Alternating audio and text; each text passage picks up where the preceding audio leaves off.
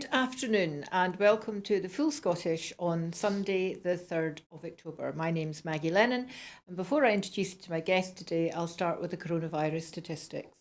As of 2 o'clock yesterday, 2,515 newly confirmed cases of COVID-19 were registered, 17 new reported deaths of people who tested positive, 4,199,724 people had received their first dose of the COVID-19 vaccination, and 3,843,000 have received their second. 965 people were in hospital with recently confirmed COVID cases, 66 of whom were in intensive care.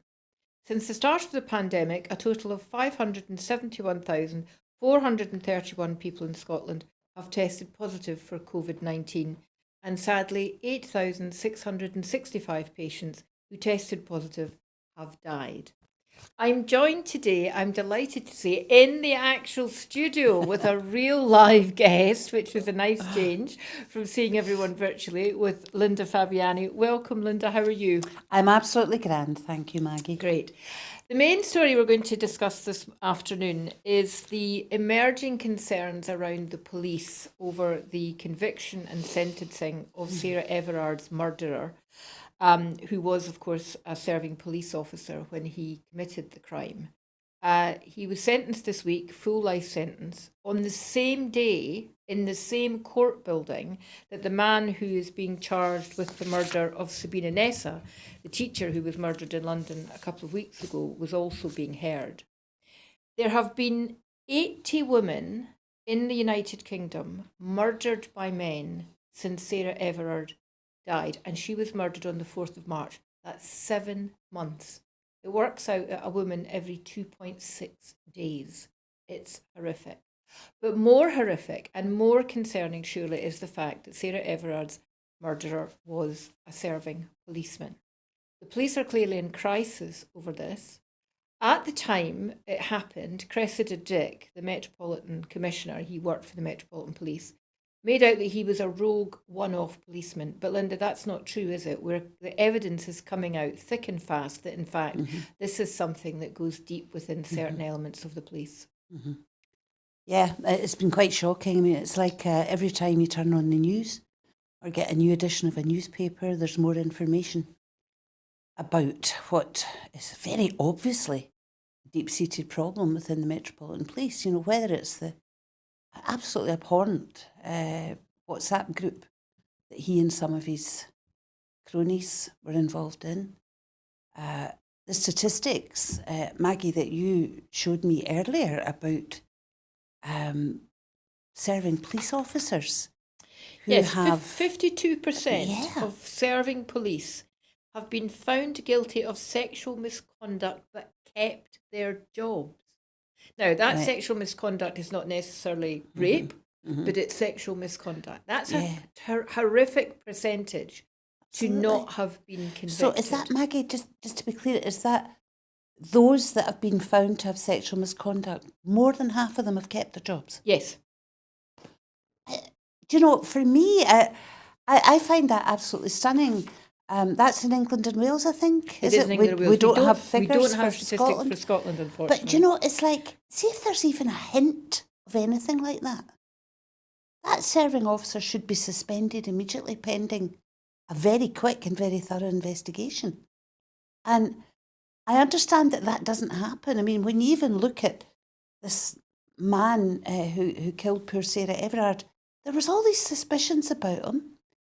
There was reports about him, and he was still serving. He should have been immediately suspended. There had been and that's 3 what should previous happen. allegations of indecent exposure. One of them, he apparently drove naked from the waist down into a drive-through McDonald's. So clearly something has gone wrong with the vetting process, but it's more than that, I think. This indecent exposure, again, I only have figures for England and Wales, and we really do need Police Scotland to start producing figures for up here, and that's something we should be asking for. But in England and Wales, there have been 10,000 cases of indecent exposure reported, and less than 600 have come to court. Now, what that tells me is that the police are not taking this seriously that it's a bit of a jolly jape flashing. And in fact, there was a time culturally where that was the case. I was thinking about old Benny Hill programmes where, you know, the man in the dirty Mac flashing was a joke. But you know, it was a joke, Maggie. You know, when I think back, I mean, my age group, you know, women over 60, when I think back, we used to sit and hee-haw and laugh at Benny Hill. We thought it was hilarious. I remember sitting with my granny. So adult women and young women laughed at these things. I remember growing up, and it wasn't that uncommon for young girls to come across a flasher, whether it was in a bus or in the street or in the cinema was, somewhere where it happened quite often. We laughed at it. We didn't take it seriously. And that's a cultural issue. And I would have hoped beyond hope that as we all became a bit more savvy about these things, through the women's movement, through equalities discussions, that it would have got better, but it hasn't got better. No, and I think that's the problem. If there are elements within the police where misogyny is accepted, and this WhatsApp group that Cousins was involved in with 5 other colleagues, and they shared misogynic and homophobic material as a joke, if misogyny is regarded as a joke, as regarded as acceptable, then it's saying that women are not respected and women are not valued. That's right.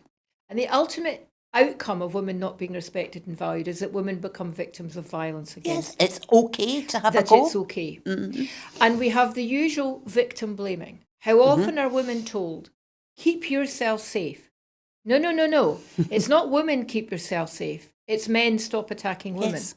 But we've all been there. We've all gone home carrying the keys between our fingers. I still do. We've all stopped and pretended to make a phone call, sometimes gone into a shop. Now, the really ridiculous thing that's come out since this happened, the Metropolitan Police said just this week, because just to remind people, Cousins was an off-duty policeman when he picked Sarah Everard up.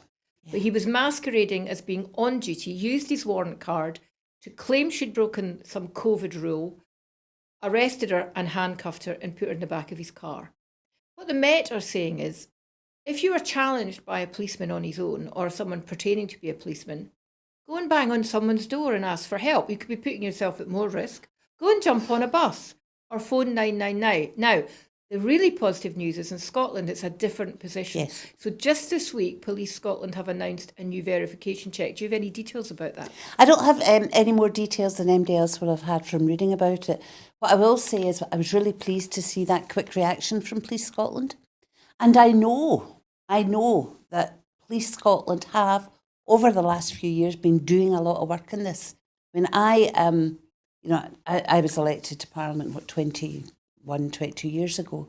And during that time, I did see quite a dramatic step change in how Police Scotland dealt with violence towards women, whether it be what we call domestic violence. And I have an issue about that terminology these days because it almost dumbs it down and makes it a different thing.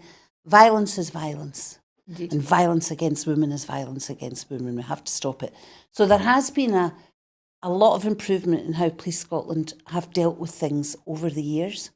So I was really pleased to see how quickly they responded to this, to give the details as to if a police officer was on his own, and that's quite unusual actually, but if it were to happen, he has to radio in so that the person he's speaking to has verification that this is actually legit.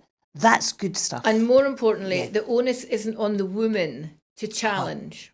So this is what the Met are suggesting. If you're challenged by a single male police officer, you should then challenge him. Well, I don't think so. Part of one of the things that often lands women at the sharp end of violence is challenging men. Yeah. But the information that Police Scotland have given out, and this has been introduced as of yesterday, it will allow for the officer's personal radio to be put on loudspeaker and for an officer or member of police staff in a Police Scotland control room to confirm that the officer is who they say they are, that they are on duty, and the reason the officer is speaking to the member of the public. So the onus is being put on the police to make these verifications, not the individuals. Because what the Met also, actually not the Met, it was it was a policeman from, I think, North Yorkshire. Oh, yes, and he had to issue an apology. North Yorkshire Yeah. Commissioner, Terrible.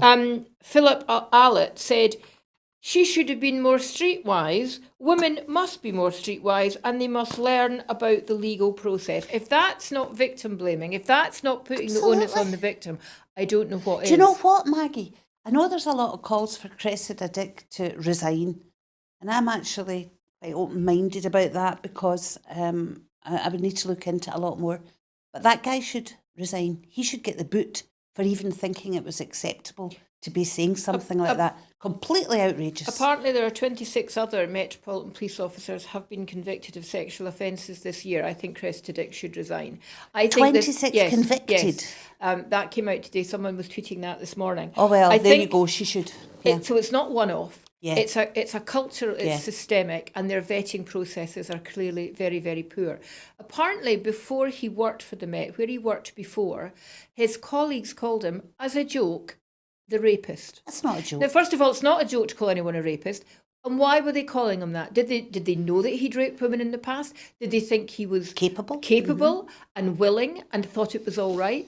These are all. So there's a big hoo-ha today because apparently he was occasionally on duty at the Palace of Westminster, and now everyone's going, oh well, that shouldn't have been allowed. Well, MPs that's are no more immaterial. MPs are no more due protection than any woman, than any other woman. Completely immaterial. But they're making a big fuss about that. Not every chief constable, however, in the police is narrow-minded as Philip Allott or indeed Cressida Dick.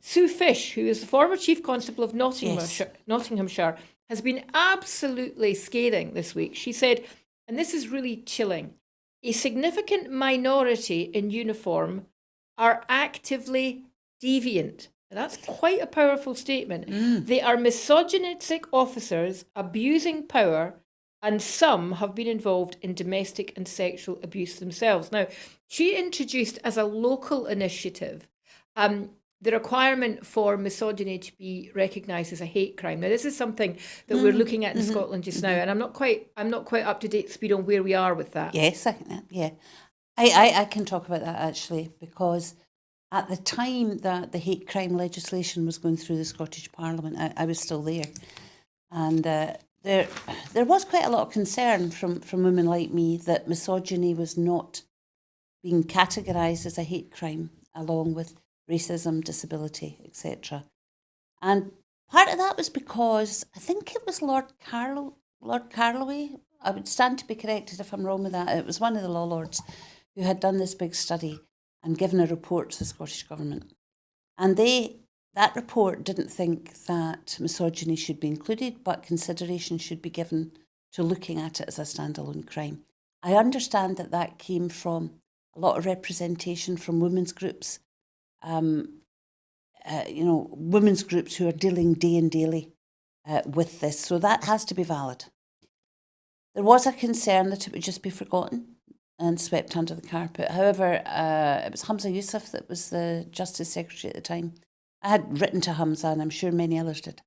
And there was a study set up being headed by Dame Helena Kennedy to look at the whole issue and to come up with recommendations as to whether it should be a standalone crime or whether misogyny should, in fact, retrospectively be put in the hate crime bill. Now, that study's ongoing. I gave evidence to it a few weeks ago, and obviously I was given a lot of papers about the background of their study, and it's certainly been taken very, very seriously. I have great respect for Helena Kennedy. If anybody could, really come up with recommendations in this, it would be she. And there's some horrendous stuff in there. And, over the years, one of the things that's really horrified me was, it's a great big subject, but, as a woman of my age, having come through the 60s and 70s, and we've come right up to the See Me stuff and everything else, all the way through that, and then all the issues we've had recently in America and Europe, you would have hoped that things have got better. I worry they've actually gone backwards, Maggie. I think they have. I You think know? there's a backlash against women. Absolutely. I mean, And I when think I dealt misogyny with is now, people just think it's acceptable. when I dealt with young women, you know, in the Young Women League Committee, the first study we did was about sexual harassment in schools. And some of the evidence that came out was horrendous. And it's a complete disrespect for women. And that's exactly what it is. And that's where it starts, Yeah. is misogynistic comments. And Yep. people have got to understand that's not banter. No, It's it's not not. a joke. It's the starting point. And the minute that you say that's okay or acceptable or you share it with anyone, then you're on that slippery slope. And it makes me mad when I hear people, usually men, say, not every man. Well, maybe that's true, and the statistics Yeah. would suggest that. The problem is, as a woman, I don't know which men That is are exactly the ones who are problem. likely to Do you know what attack another me. problem is, Maggie? The number of women who defend it. I've always found this difficult. And I know that it's about social conditioning. I know that it's about upbringing. I know that it's about socialisation. But the number of women who say things like, oh, it's not all men, don't be ridiculous, you should know how to deal with it, completely misunderstanding the power relationship that goes on in so many of these things. And our society is such that men do have the power. They do. Therefore, there is a power imbalance They do. between men and women. Yeah, that's the patriarchy for you. Yeah. Misogyny is the start of it. It's disrespect Yes. for women. And the outcome of that is Yes. that women are victims of violence. And it's Absolutely. interesting to note that in the last 5 years, the number of cases of rape that have been reported has gone up exponentially, and the number of convictions has halved. So there we see it. It's not just that there's a systemic issue within the police, there's a suggestion there's a systemic issue within the justice system too. Even the judge who was sentencing Cousins said this week, referred to Sarah Everard as a totally innocent victim. Who's not Every an victim innocent is victim? totally Every innocent. victim is innocent. But that attitude continues. And until it does, Yes. and until it's nipped Yeah. in the bud, and until it's argued every single time, things are not going to get better. I remember years ago, Maggie, we did a study into institutional racism in the police in Scotland.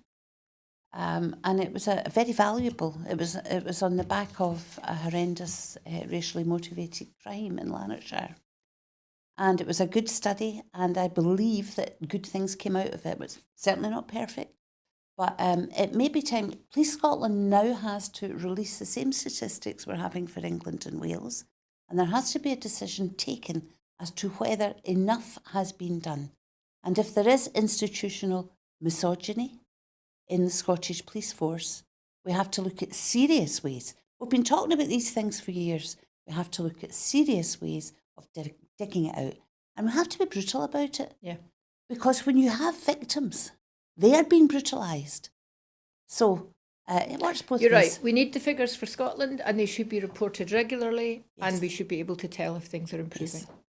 Moving on to something a bit more workaday is the vaccine app for Scotland. There's been a big fuss about it this week. It's not been working very well, apparently. Now, that may be because half the country tried to download it on the day that it was launched, and a few people were posting on social media that they didn't exist, according to the app. Apparently, it's teething problems and it's all fine. I haven't tried to download mine, but apparently it's going to be fine in a couple of days. More importantly than that, though, has been the unwillingness from certainly elements within the night economy and the sporting world to actually play ball with this. So I understand the night economy, I think, have to make sure that everyone's got the vaccine app before they can get in. But if you're a football club, you don't need to. You're allowed to spot check. Now, what does that mean? I mean, do you spot check 6 people and say that that's enough, or do you have to spot check 1 in 10? And Aberdeen Football Club have said they're not going to do it at all because it's going to take too long. Now, really, what needs to be said to these people to bring them into line? Ah, my goodness. Well, first of all, about the app. I mean, I think the fact that the Scottish Government came out, was it last week, and said there was going to be this 2-week grace period suggests to me that they thought there may well be problems with downloading the app, right?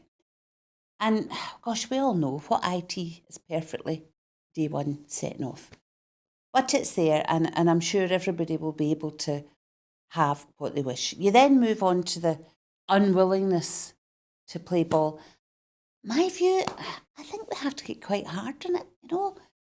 There's an awful lot of stuff going about just now about how, we're over this and it's all right now, we don't need to worry. I just read in the newspaper this morning about a wee 15-year-old lassie down south dying of COVID. A very sad case. I think she died in the day she was to get her first vaccination. And from what I read, there were no underlying health conditions there. This is serious. It's not gone away. And there is a public health issue that government and those with the knowledge, the medics, have to address. And I think people just have to accept it and say, well, better safe than sorry. What about the idea, though, that it's sort of public liberty, that, you shouldn't be mandated to do anything like that it's a civil liberty issue? Well, you can take that argument to extremes. You could say it's my civil liberty to be able to go out and abuse everybody that I see in the street. The fact that you will be stopped from doing that, does that mean it's eroding your civil liberties? We all have obligations, and civil liberties are fine as long as they're not adversely affecting other people. And, if you tell lies about being vaccinated or whatever, or go and you're supposed to be isolating and you don't, and you go along to an event, and, other people end up, ill, and somebody may even die, your civil liberties don't mean stuff as far as I'm concerned. You're out of order. Clearly, the night economy feel that this is going to affect their own financial situation, because the vast majority of people who are not yet vaccinated are the younger age group, who are the people who are going to nightclubs. Let's face it, Linda, it's probably a long time since you and I looked fantastic in a nightclub, although maybe I could be wrong, of course. Michael Gove did it. I don't know why we can't. Yeah, let's draw a veil over that image, because that's an image that is lodged in my brain that I'd rather not see again. But that's presumably why the government are doing it, because they're saying, well, if you want your cohort to come back and be safe, then they are going to be penalised if they're not vaccinated. So go and get vaccinated so that you can go out on a Friday and a Saturday night, or however many nights of the week, and dance till dawn and behave in whatever way you want. I understand, obviously, football clubs, you're talking about thousands and thousands of people. And the suggestion is that it's just going to take too long to check. But as someone was pointing out to me, increasingly now you go in with your football ticket that you scan anyway. It's just a barcode. Presumably it's done in an instant. And I think the reason for the 2-week delay before it was going to be mandatory was to help people train their staff on how to use them. So the government have attempted to be fairly reasonable with it. We'll watch the space and see if there's any backlash, but hopefully it does what it's meant to do, and it encourages younger people who have as yet not taken up their vaccine to go and get it done. Moving to overseas now, the big story at the moment that's happening out in China is involving Taiwan.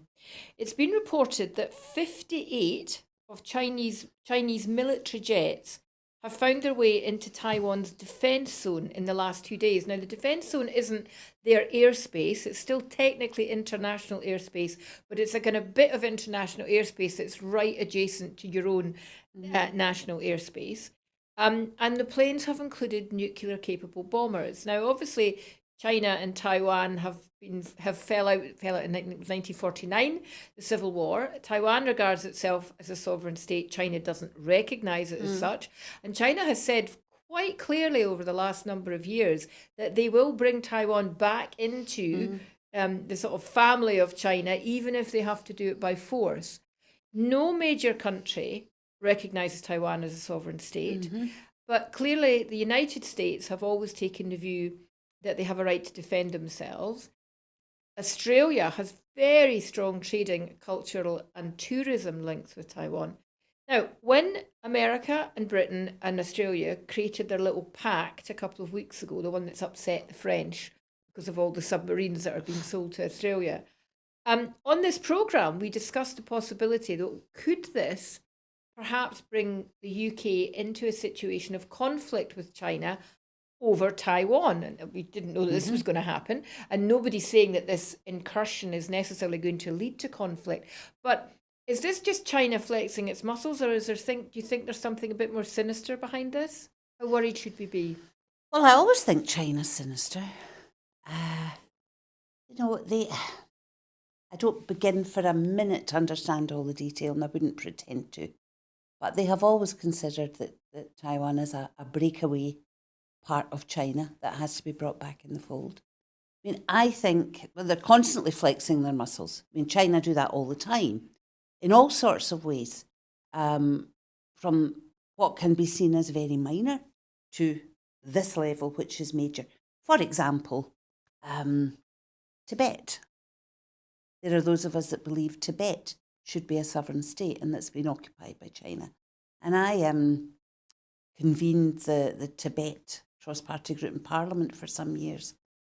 And every time we did anything, even just environmental issues, because there's a big issue about the Tibetan Plateau that affects us all, I would have a visit from the Chinese consul telling me, most of whom I got on very well with, but it was obviously an instruction that they were to come and visit me and tell me what a bad girl I was being and why I was to stop it.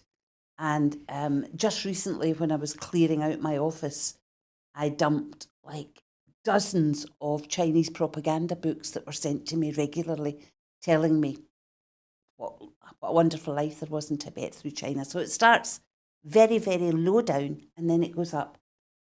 China is always flexing its muscles. And I think at the moment, this thing with Taiwan is they're seeing that the West is in quite a weakened state, in their opinion, at the moment. Through the pandemic, through economy, the troubles that they've been having. So China sees that and are taking advantage of it. They also see that the deal that's been done with Australia, the US and the UK is upsetting other partners like France. So let's throw something else into the mix just to put everything into flux. Whether they will go further in relation to Taiwan, thinking that everybody else is weakened, I don't know enough about the politics or the diplomatic situation to be able to have a real opinion on that. But I wouldn't be surprised if it did happen. So certainly China, they just go for it at every opportunity. Well, there's a British warship out in Taiwan this week. So it may be that it's ramping up. And I just wonder what the West would do if China did decide to use force. I mean, they've said quite clearly that they will bring Taiwan back under their control. Yeah. And if force is required, then force is what will happen. And because no major country, I mean, there's a few small states in South America, and I think the Vatican recognises Taiwan, but no other major country does. No, I don't think the West would do much. I mean, I think they talk a lot. I mean, when you look at what's happened in Tibet over the decades, nothing's ever been done about that. Yeah. So I suspect there would be a lot of wringing of hands, a lot of discussion going on. I mean, look at what's happened in Hong Kong over the last few years. All the Western politicians with power hold their hands up in horror and issue statements about why this must stop.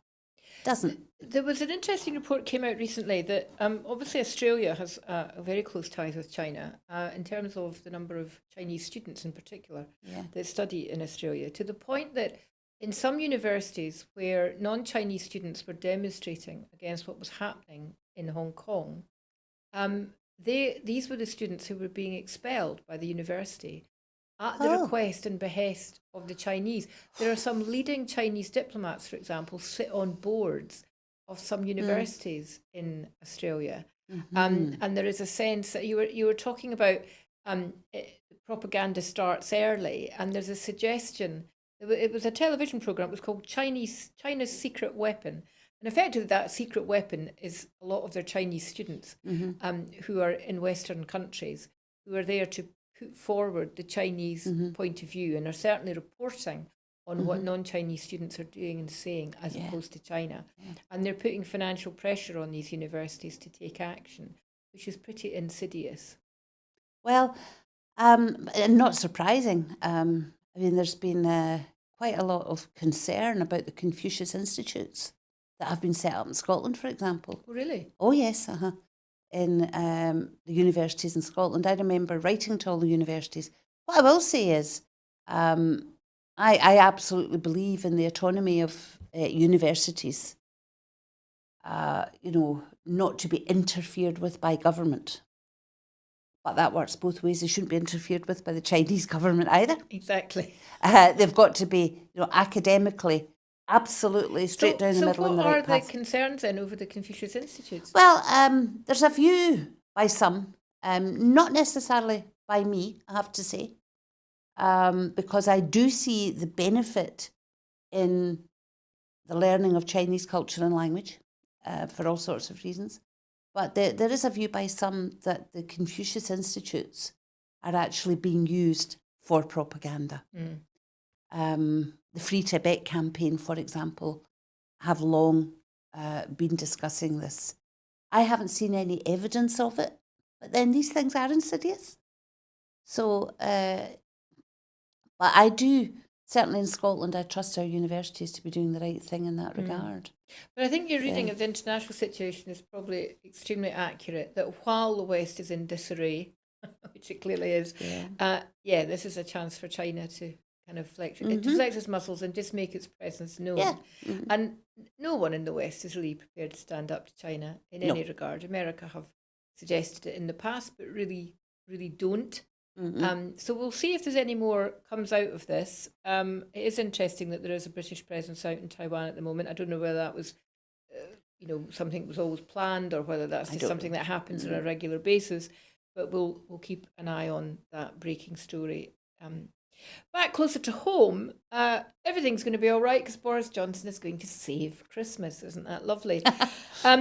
Of course, the whole attitude of the media on this, that Boris is going to save Christmas, is downplaying the absolute chaos that is happening in Britain at the moment and that is affecting all of us up here in Scotland, despite the fact we're not having panic buying with fuel and there are not huge queues. And certainly in rural areas, there is no fuel shortage. I was in remote Argyll last week and found 8 or 9 petrol stations on my way home that were perfectly full of petrol, not full of cars, and nobody was in a state about anything. However, obviously, things have gotten to a pretty pass. So just this week, the government have said that 300 HGV drivers who can drive petrol tankers will now be able to come from now, immediately, and be able to stay to the end of March, a full 6 months, more than the 3 months that was promised. And a further 4,500 will be able to stay until the end of February, making the point that an HGV driver from Poland is not just for Christmas. And there are going to be 100 army drivers from Monday, despite the fact a week ago they said the army were not going to be required. Now, the thought that the army is going to drive petrol tankers has been welcomed as a fantastic side of us all working together. And yet only a few weeks ago, the Scottish Government were getting pelters yes. for the fact that they were having the army to help drive ambulances, as they've been doing in England for months. So what's the difference? Oh, I wish I knew. I wish I knew. It's just the chaos that's happening at the moment with the UK government is huge. And I have a frustration about the mainstream press in Scotland, which ignores all that. Well, not all of it, that's unfair. Plays it down. And yet everything the Scottish Government does, even if it's been done elsewhere in the UK, is a massive problem. I find it really, really frustrating. And this latest debacle about shortage of drivers and, all of a sudden we kick people out of the country because we don't want these people taking our jobs. Then we're like, oh, we need you. And on a similar note about Christmas, I read in the paper over the last couple of days that we might be having Polish turkeys to eat on Christmas Day. Yes. And I'm like, we're getting 5,500 poultry workers, or 5,500 poultry worker visas are being created to bring people in to work in the processing. And because of the job shortages, British turkey producers have decided not to produce as many turkeys because there's no one to process them. So I don't know how you stop producing turkeys, Maggie, do you? I don't know. There must be a way. I mean, they must grow up awful quick. There must be a way that you stop producing turkeys.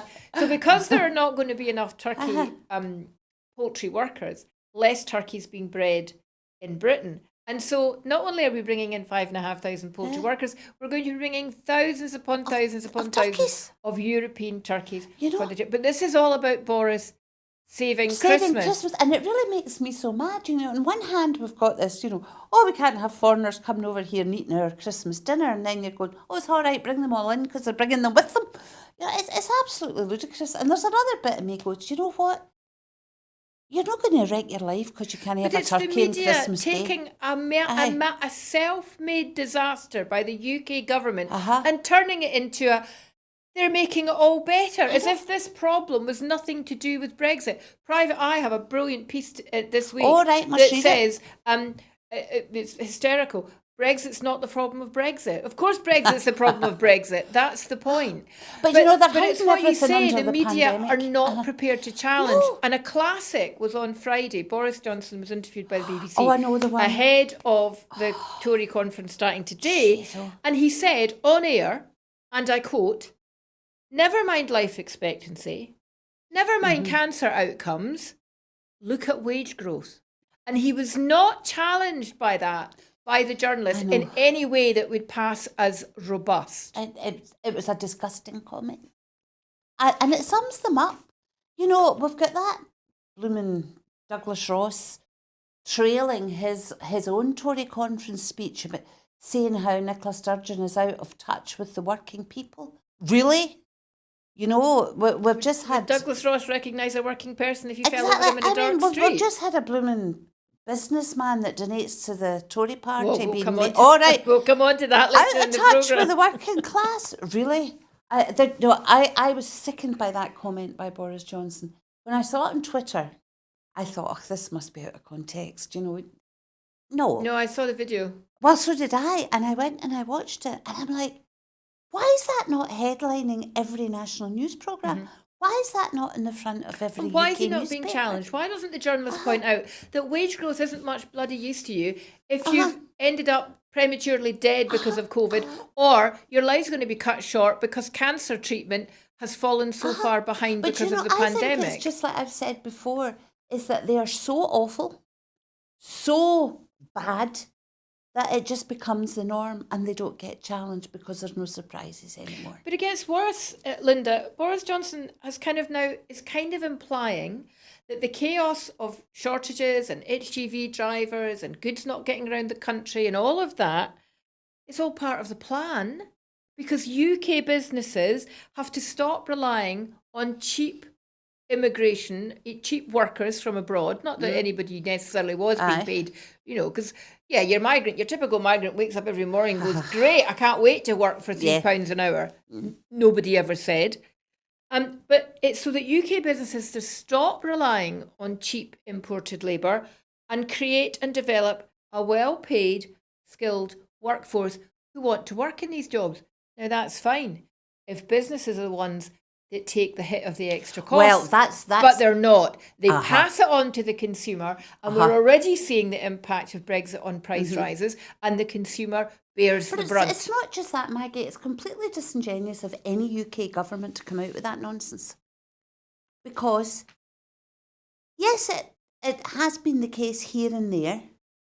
I'm willing to accept that migrant workers, I don't think so much lately, I would say at the start when Eastern Europe opened up.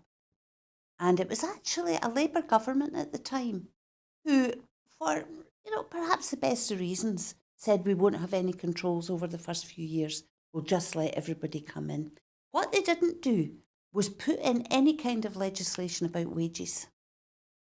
So they allowed the economy to flourish in their terms by no wage controls or anything. They then allowed, and it carried on through the Tory government, they then allowed discontent with the home workforce and the right-wing press, who were able to say, oh, they're all coming here and working, undercutting us. And it did happen in places. It happened in the construction industry, for example. But they didn't do anything to stop it. Unlike other European countries who have proper rules in place in regard to wages. And now, all these years later, they're saying, oh, it's up to the employers. No, it's not just up to the employers.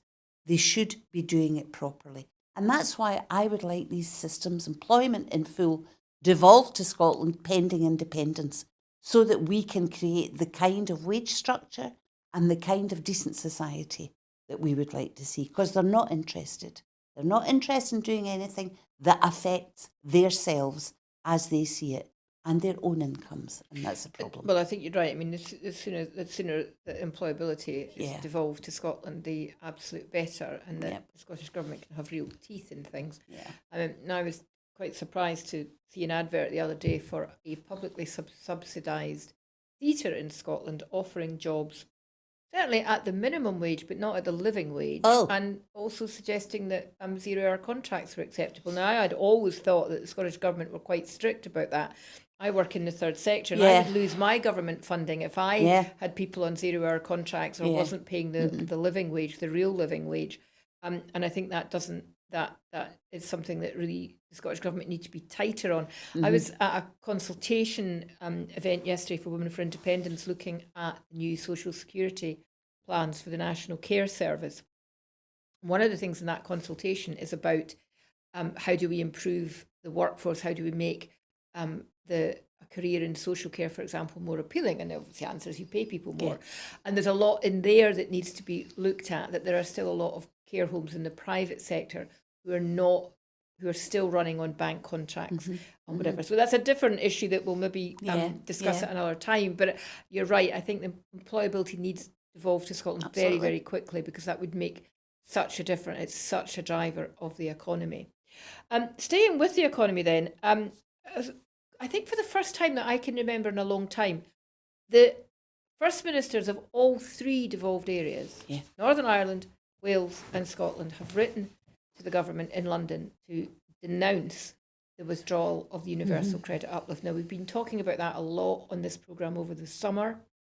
We know that both Wales and Scotland have often been in accord with issues, but very often we don't see the North of Ireland in accord as well, because the DUP are not natural allies of Labour in Wales or the SNP in Scotland. But all three have come out, including the Deputy Prime Minister in the North of Ireland, have come out and said it's ridiculous that this is going to happen, especially now. And what they're particularly flagging up is that this isn't just the end of an uplift, which, all things being equal, might not have had too much of an impact, but nothing is the same as when the uplift was imposed.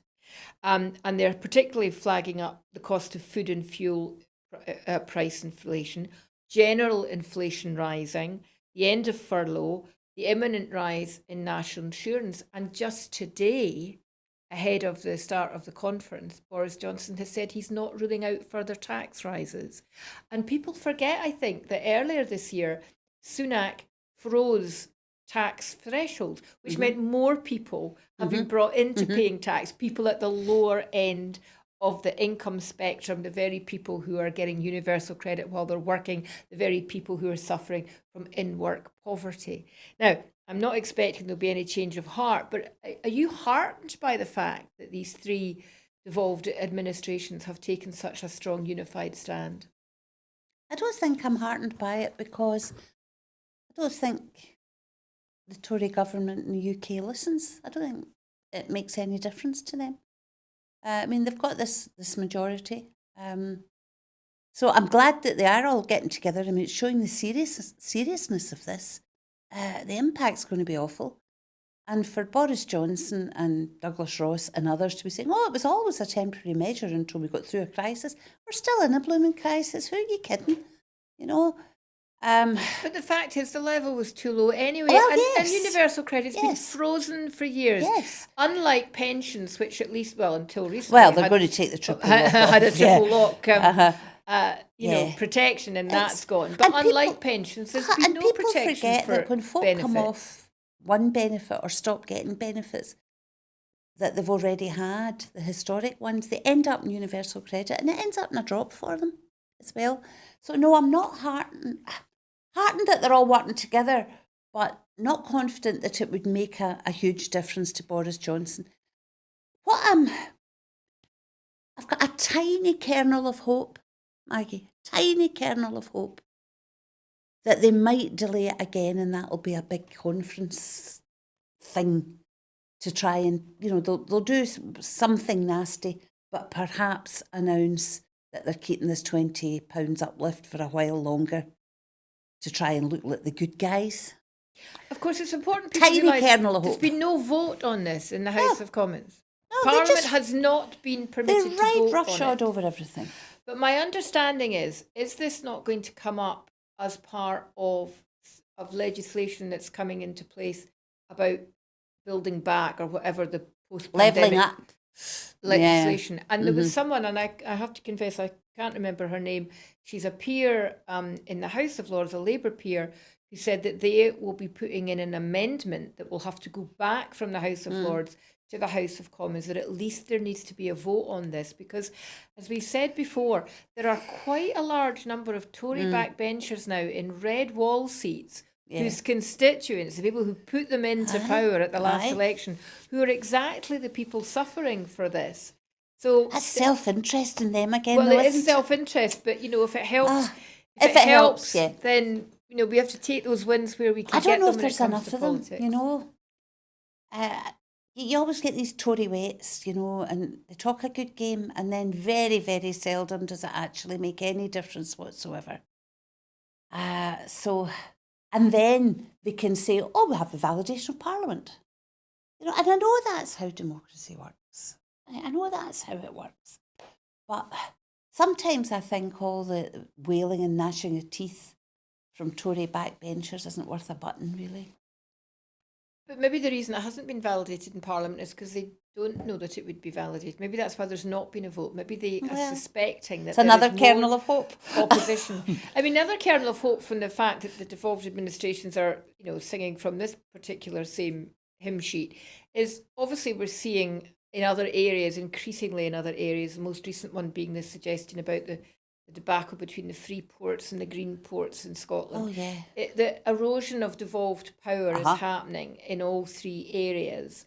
And there's no devolved administration, irrespective of what their loyalty might be to the Conservatives. And we obviously, the DUP certainly had a lot more loyalty than they maybe do now. But there's no devolved administration that's going to take that lying down. So, maybe it's the beginnings of rumblings that enough is enough. Well, there is that view in it, and I've seen it expressed by some of the most surprising people, that the union is in fact dead or in its throes. Theresa May's, some aide Absolutely, of Theresa May has yeah. just come out, I think, this week so and said there's a clear mandate for a vote in Scotland, and what's everyone trying to deny So that? yes, it is interesting. I just worry so much about the effect it's having on people while we're all faffing about, I know there's a real concern about whether. I mean, I'm not saying we should have a referendum tomorrow. I'm not saying that because we couldn't anyway. These things take time. But I worry that people get so battered down by all this, that they get so disheartened that they just don't see that any change is possible and become completely lethargic. And I think that may well be one of the long-term strategies of the Tories. It's back to the old, all politicians are the same that we've had for years. So yes, something positive from the devolved administrations getting together would be that people are seeing they're not alone in this. Did it happen over Brexit? It happened, or was it? It happened over an element of Brexit where the three of them happened came over together. an element of Brexit. I mean, Wales, of course, voted for Yeah. Brexit, and then we're sort of saying, Was it the deal? We don't want to lose. Do we not get the money anymore? Obviously, the North of Ireland voted to stay, but the DUP were not supportive of that because they were hugely concerned about the issue of the Irish border. Still going on. And that's still rumbling on, and not at all clear where that's going to finish. I mean, Biden couldn't have been clearer when Johnson was over in the States last week or a couple of weeks ago, that the Irish problem, he's not going to move on that. Anything that affects the potential threat of peace in Northern Ireland, he's going to oppose. And there'll be no trade deal until... He's got his own troubles to seek at the moment and all sorts of things, he has. Things are not going his way particularly. Sticking back at home, one of the things that we always say is that sometimes it feels like the Conservative government in London deliberately do things to really rile up people in Scotland in a way that is almost handing us a belief in our self-determination. And perhaps this week's ridiculous position where Malcolm Offord, or I've been calling him I have Malcolm no idea. Afford, actually. Malcolm Offord, who's been a huge donor to the Conservatives to the tune of £150,000 over the past few years, who stood for election in Holyrood and wasn't elected on the list or in a seat, is going to be given a peerage so that he can take up a Scotland Office position. So if ever there was a case of cash for Lords, surely that's one. I mean, Boris Johnson hasn't even denied it. He's just said he doesn't think because you're a donor that should exclude you. I know, I heard him. I mean, he's not even attempting to justify it now. But so two things. One, donate to the Tories and you get a peerage and then you get put in the Scotland Office to do damage to Scotland. And secondly, what are his Tory MPs in Scotland going to be thinking about this? They might have thought one or two of them might have got a job. Absolutely. Do you know, the whole House of Lords thing, and I'm just totally opposed to the unelected House of Lords anyway. And it constantly fascinates me the number of people who end up in the Lords who were firebrand socialists in Scotland and before they did so. But that's a whole different discussion. This time round, I heard Boris Johnson on the radio yesterday, and he was asked that very question about the Tory MPs. And he said, oh, well, you know, when you're in government, you have to have places for Lords. I don't think you do have to have places for Lords. That's a pile of nonsense as far as I can see. It might be a Tory convention, but there's nothing that says that some of your government have to be Lords. So he just says anything to get him out of a tight spot. Just says anything. I thought that. He said, oh, this is a House of Lords position. And I thought there is nothing in statute or convention Duncan, I can't remember that says you need to be in the House of Lords Ian to Duncan get any was position. it, but I can't remember what lordship he was another one that didn't get elected, then was put into the Lords and became Lord something or other and ended up in the Scotland Office. I'm kind of wondering why he didn't give it to Rhys Davidson. I mean, if he's awfully keen to give somebody in the House of Lords a job, wouldn't she have been the obvious one? Do you not remember she was totally opposed to him, wasn't she, at the start of the leadership? Sure, they're best friends now. So, well, until he uses her for what he wants, we'll need to wait and see what that's all about. That's Not really only interesting. is Offord unelected, he failed to get elected. So, you know, that says something. So is this just out and out contempt for democracy? Absolutely. It's just another mark of it. Well, the House of Lords itself, as it is contempt for democracy. The Tories, since they came into power, well, no, maybe that's not entirely fair. Boris Johnson's Tories, you know, they have a complete contempt for democracy. It's very, very obvious. So, yeah, and the Tory MPs that are in Scotland, I think they must be raging. Oh, well, Ross is quite happy. He's supporting it. He's saying he's got enough jobs. Can't give him any other jobs. He's absolutely fine. Of course, the real agenda is that the guy was chair of the No Borders, the pro-union No Borders campaign in 2014. So it's another way of very clearly putting the union flag and putting Scotland in its place. So not only is it a contempt for democracy, it's contempt for democracy in Scotland. Contempt for Scotland? It's contempt for Scotland. Yeah. So do you think, what I mean, obviously the SNP and the Greens in particular, I haven't heard Labour make any comment about it, but the SNP and the Greens have been absolutely damning of it. And the media to some extent has been kind of interesting in saying, oh, this seems a bit odd. Their argument has been, what about the Tory MPs that are already here? Why couldn't any of them done the job? I haven't heard maybe anybody. They're all rubbish. Well, maybe they're all rubbish. I haven't heard any. No, none of them. The only one that's been quoted was Ross, who's come out obviously in support of his boss. But yeah, as he does. I sometimes wonder just how much can people take. You know. I think people could take quite a lot. It would appear that I mean, I haven't looked at the recent polls, so I don't know how far ahead in the polls the Conservatives are, but I don't think there's been much slippage. Now, obviously, this is the start of the Tory party conference begins today, so that's my afternoon taken care of. I'll go home and watch that. And I was just thinking, have no intention. I was thinking, the Labour Party conference last week had its usual.